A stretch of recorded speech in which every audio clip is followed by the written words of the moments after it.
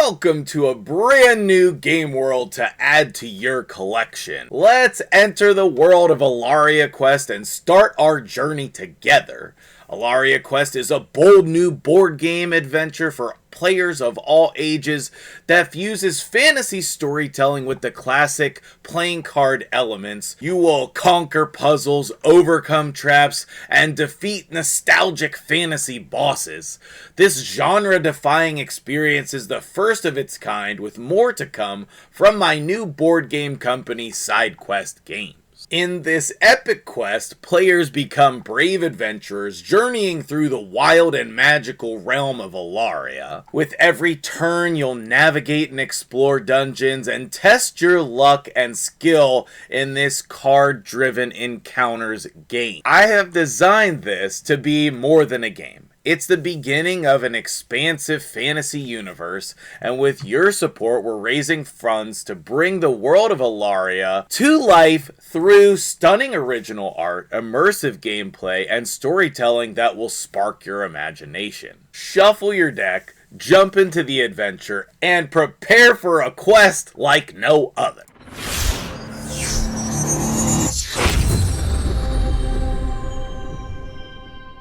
What's up guys, MtgJedi here. How you doing today? If you're new to the channel here, normally I'm covering mobile strategy RPG games like Raid Shadow Legends, but today we're going to jump into the board game that I am making, and I am super pumped about it.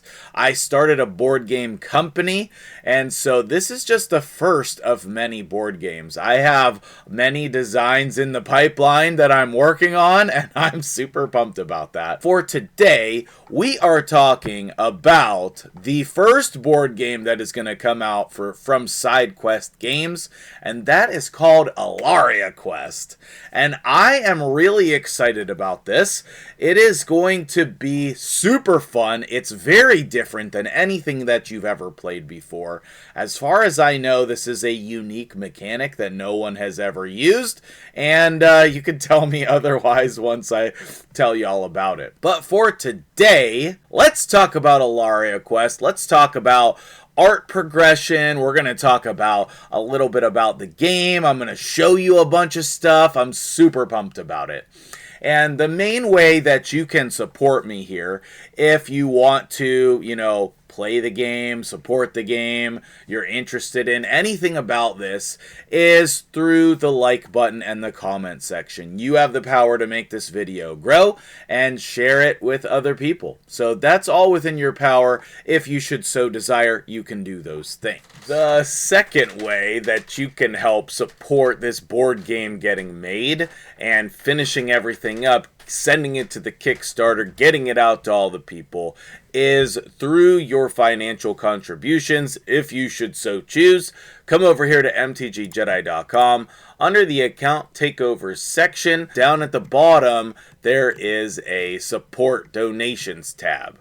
And hiding behind me here is such a thing. If you would like your contribution to be appreciated and illuminated in the rulebook for all of time, you can contribute over here a minimum donation of $100 for that. You can contribute any amount of money to help this game get made, and then message me in Discord so we can get all the information we need and get that sorted. I need to pay for the next round of artwork to finish up the game, and so I'm looking for some people to support the game. Big shout out to those of you who have already donated for this, and thank you so much to anybody who chooses to do this. But where should we actually start in this thought process? Should I start with the map? Probably not. Probably should not start with the map, because why are we even having a map? That will be later to be disclosed, but I'm so pleased with how the map turned out. This is a different artist has designed this,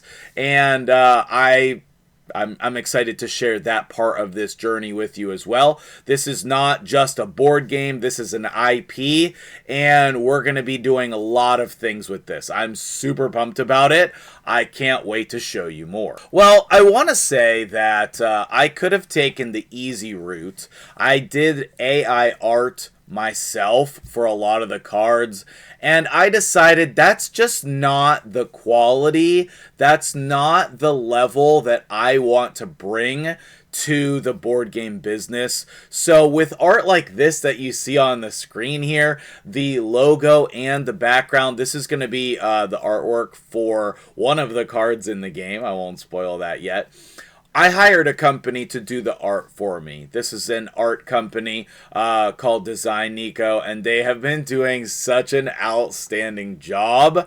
I've been loving working with them this past year, and they are doing the majority of the art for the game.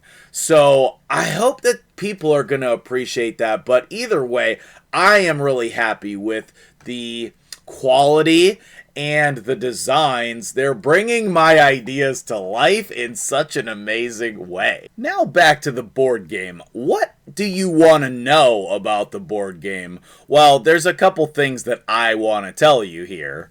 First thing that I want to tell you about is card games. And maybe that's a little odd, but card games. I absolutely love card games. Some of the ones on screen here, Magic the Gathering, I played for over 20 years competitively. Still play it sometimes. I got cards all over the place on my desk here right now.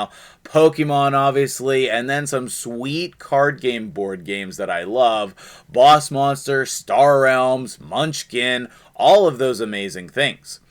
But how does that apply to my game? Well, there is going to be a sweet poker element to my board game. And I don't want to say that you're playing poker, but we are using the playing card deck in a new and very interesting way. But it wouldn't be an MTG game if I didn't incorporate a fantasy element. So this is a fantasy setting. You might have guessed that from the name or the map, some other of the things that I have hinted at along the way.